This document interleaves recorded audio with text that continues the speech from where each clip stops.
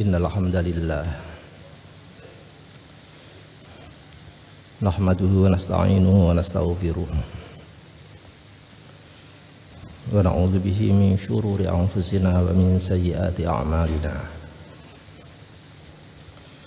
May yahdihillahu fala mudilla lahu wa may yudlil fala hadiya lahu. Asyhadu an la ilaha illallah wa asyhadu anna sayyidana Muhammadan abduhu wa rasuluh. Allahumma shalli ala sayyidina Muhammad wa ala ali sayyidina Muhammad wa sallim tasliman katsira, amma ba'd. Fa ya ayyuhal muslimun ittaqullaha ta'ala mastata'tum wa qad fazal muttaqun. A'udzu billahi minasy syaithanir rajim. Wa laqad atayna Luqmana al-hikmata an yashkur lillah wa man yashkur fa innama yashkuru li nafsihi wa man kafara fa innallaha ghaniyyun hamid. Shadaqallahul azim.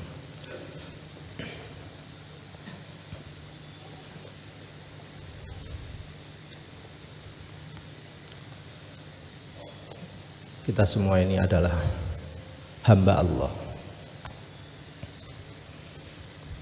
Persoalannya, apakah Allah memahami, apakah Allah memperhatikan sepenuhnya terhadap kita-kita ini sebagai hambanya? Seperti bapak yang mempunyai pekerja banyak,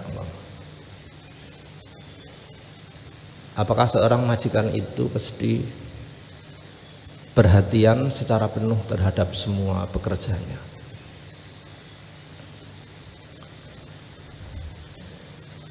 Ya tergantung. Jika pekerja itu sangat perhatian atau memberikan perhatian khusus kepada majikannya, maka majikan akan punya perhatian khusus kepada pekerjanya.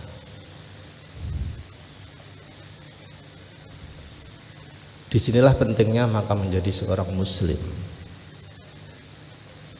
itu berikhtiar terus menerus bagaimana agar diri kita itu betul-betul diperhatikan Tuhan, diperhatikan secara khusus. Dan Tuhan Allah Subhanahu wa ta'ala tidak akan pernah menzalimi kita.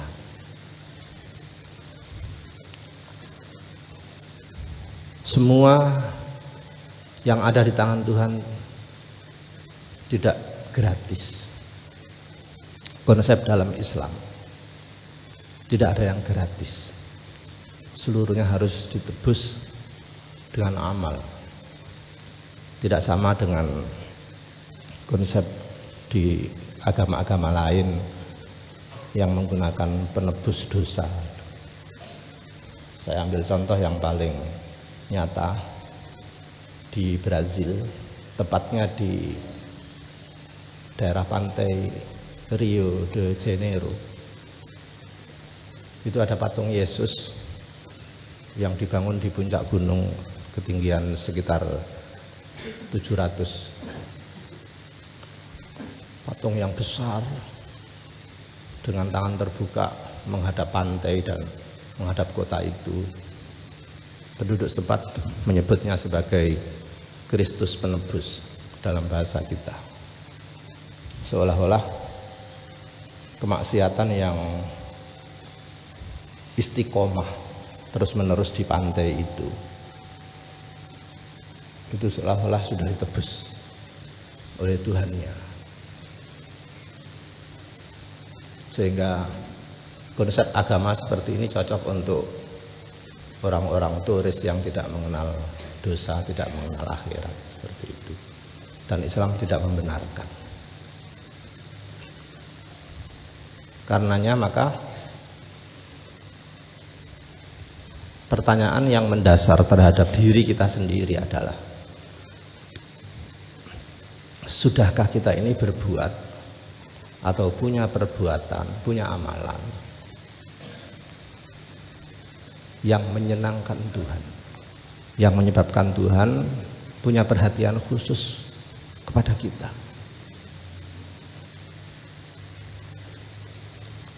Pertanyaan ini menjadi penting karena kepentingan kita sendiri. Bila tesis kita balik, maka ada orang yang memang makhluknya Gusti Allah, iya, tetapi tidak diperhatikan, gak patek direken oleh Allah Subhanahu wa Ta'ala, gak patek direken. Na'udzubillah min dzalik. Di sini ada satu kata-kata yang tidak enak saya sampaikan, tetapi penting direnungkan. Jika ada orang beriman, percaya kepada Allah Subhanahu wa Ta'ala, seperti dalam syahadat, asyhadu an la ilaha illallah, bersaksi.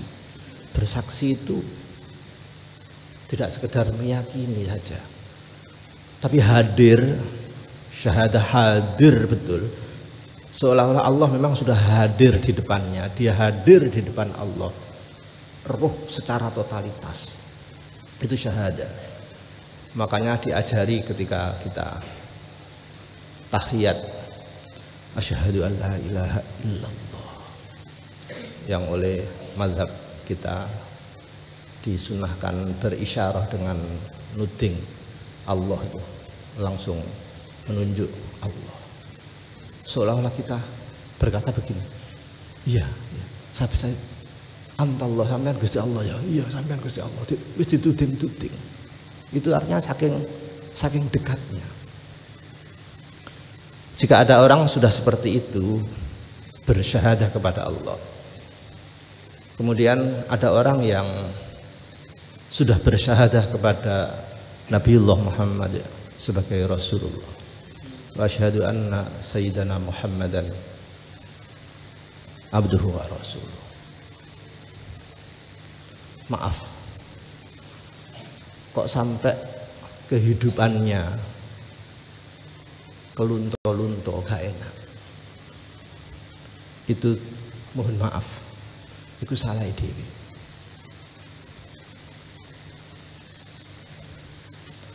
Barangkali tidak bolehlah orang menyakiti orang miskin, orang fakir. Haram, tidak boleh menyakiti hati, tidak boleh. Tetapi memberikan resep secara imaniah, secara syahadah, kita kembalikan ke sini, maka seluruh kehidupan yang tidak bagus, rezeki yang kurang, yang apa itu bisa terselesaikan.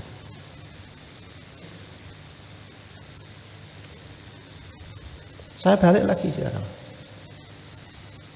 karena kita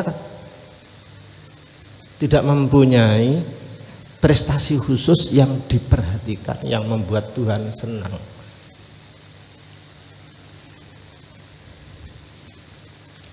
Tidak mungkin orang yang syahadah betul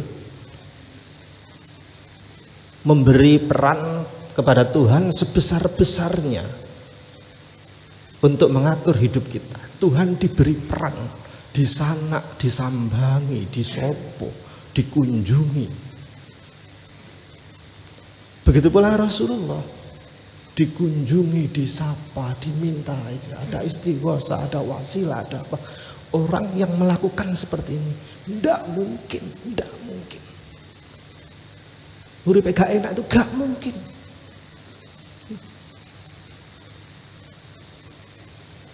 Perhatikan orang-orang yang kita tidak bisa menghubungkan antara keimanan, ketakwaan dengan rezeki, tetapi kita menghubungkan ketakwaan dengan kebahagiaan. Ayo jajal saja, keimanan kita diubah, harus ada sebuah treatment yang revolusioner, mengubah ekonomi kita pakai Allah. Pakai Allah. Optimalisasikan syahadah kita, keimanan kita. Optimalisasikan syahadah kita kepada Rasulullah. Salat. Ikuti jam pertemuan dengan Tuhan yang wajib. Salat 5 kali, tepat waktu, awal waktu, berjamaah. Alasan apapun tinggal. Salat. Ikuti jam briefing tatap muka dengan Tuhan 5 kali dalam 24 jam. Berjamaah, awal waktu. Sebelum Tuhan memanggil sudah datang dulu di masjid. Seperti kita menyambut tamu besar, kita datang dulu. Duduk pengerane wis ngenteni wis nyeluk teko klisik-klisik.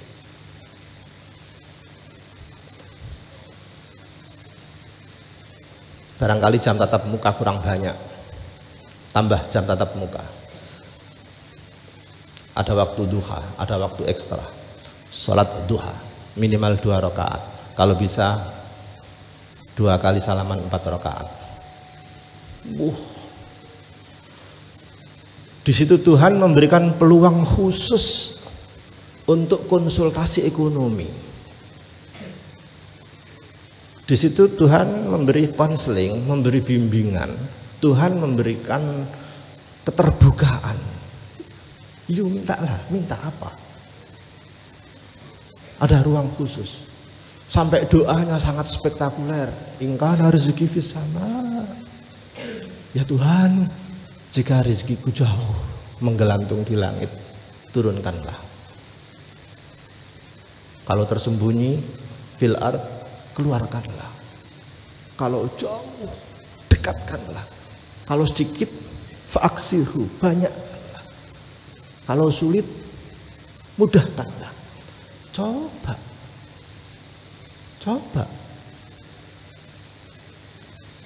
bimbingan bisnis yang sangat revolusioner seperti ini, peluang yang terbuka seperti ini jarang. Sedikit sekali orang yang mau memanfaatkan. Masih mengandalkan dirinya, masih mengandalkan kekuatannya, masih mengandalkan ototnya, masih mengandalkan dia sendiri. Dan Tuhan tidak diberi peran.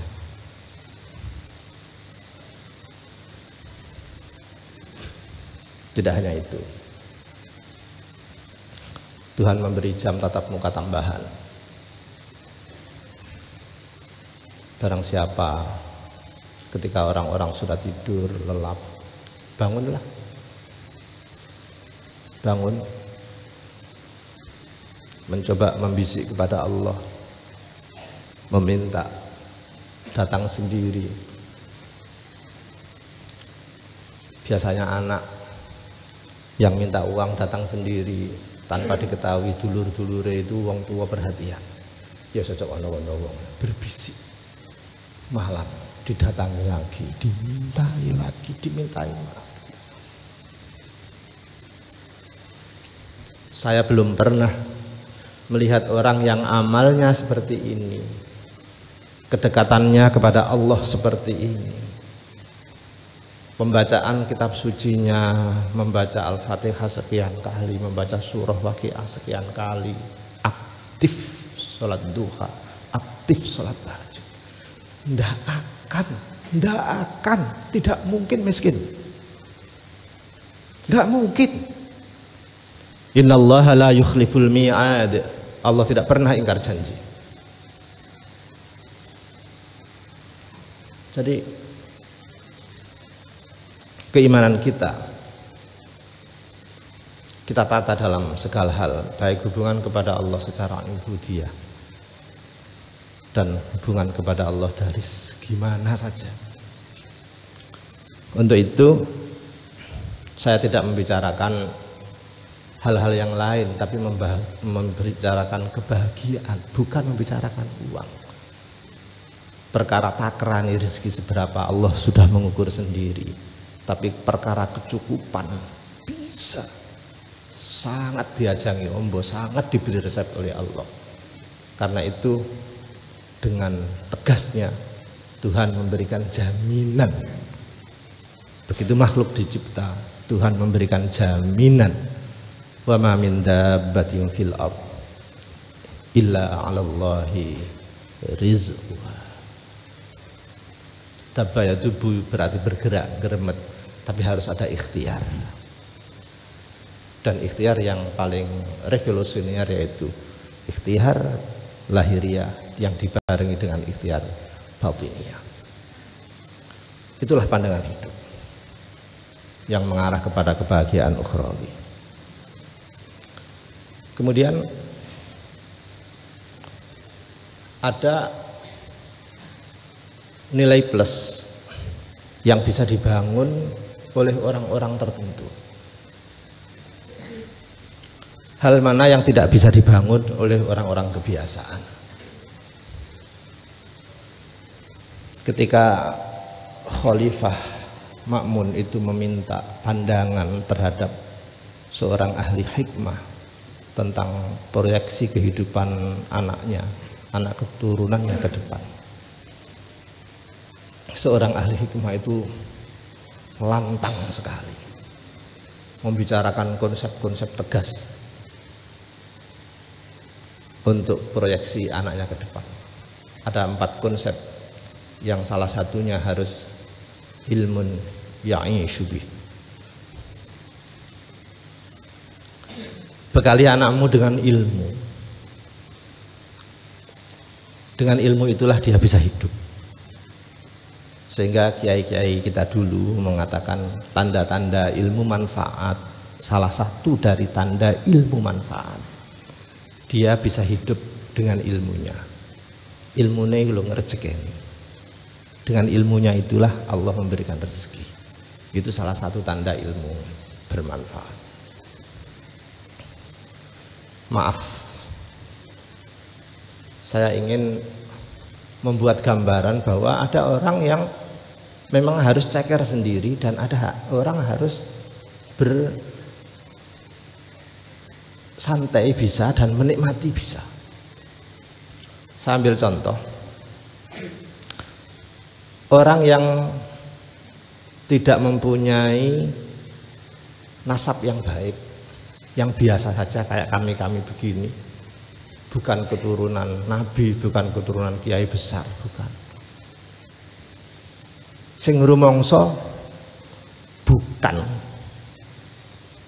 punya nasab yang sangat yang hebat seperti itu, ya harus berikhtiar sekuat tenaga. Karena gak iso njagakno sawab barokah dari mbah-mbah. Tapi Allah memberikan anugerah kepada orang yang memang sejak lahir punya fasilitas. Saya ambil seperti keturunan Rasulullah Sallallahu Alaihi Wasallam. Baru lahir tok, itu wis didongakno karo umat Islam. Allahumma sholli ala sayyidina Muhammad wa ala alihi wa ala alihi. Enak.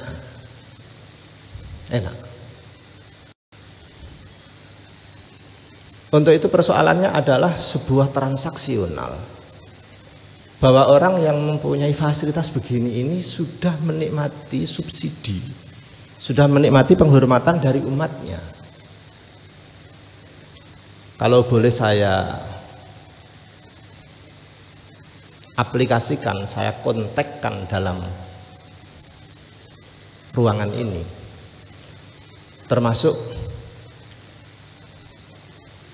keluarga besar Hadratus Syekh Kiai Haji Hasyim Asy'ari, putra-putranya, cucu-cucunya, keluarganya. Itu termasuk orang yang diberi anugerah oleh Allah, satu sisi menikmati servis dari Hadratus Syekh, mbahnya yang sangat berprestasi. Gak percaya? Iku delok tahlilane wong kampung itu. Ila hadratis Syekh Hasyim Asy'ari wa usulihi wa furu'ihi. Apa artinya itu? Itu artinya umat Islam itu tanpa diminta sudah melakukan penghormatan sendiri setiap pertemuan, setiap apa, mendoakan hadratus Syekh dan cucu-cucunya. Cucu yang mana saja, furu'. Untuk itu di dalam agama, orang yang mempunyai fasilitas begini ini secara kalkulatif sudah dihormati, sudah mendapat santunan, subsidi, doa dari umat Islam. Persoalannya tinggal mereka-mereka sebagai keluarga dari Nabiullah Muhammad sallallahu alaihi wasallam, keturunan dari anak cucu beliau-beliau itu lalu berbuat apa kepada umat, lalu membalas apa? Jawabannya adalah rahmatan lil alamin. Dicontohkan di depan mata kita adalah Gus Dur, Allahumma ghfirlahu warhamhu.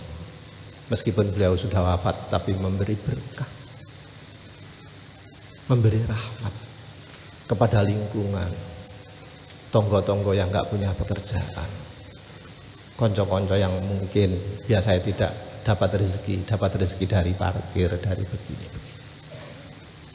Makanya Islam menganjurkan semua berbuat rahmatan lil alamin. Sing wong cilik yang nguwai rahmat secara menyeluruh bisa dirasakno wong gede, dan wong gede sentuhan tangannya, ucapannya, tindak tanduknya ning gone masyarakat, ning wong cilik itu rahmat, nyenengno. Mudah-mudahan bermanfaat. Barakallahu li wa lakum fil Qur'anil azim wa nafa'ana bihi wa iyyakum lima fihi minal ayati wa dzikril hakim wa taqabbala minni wa minkum tilawatahu innahu ta'ala jawadul karim malikum barur raufur rahim walhamdulillahi rabbil alamin. Allahumma salli ala sayyidina Muhammadin wa ala ali sayyidina Muhammad.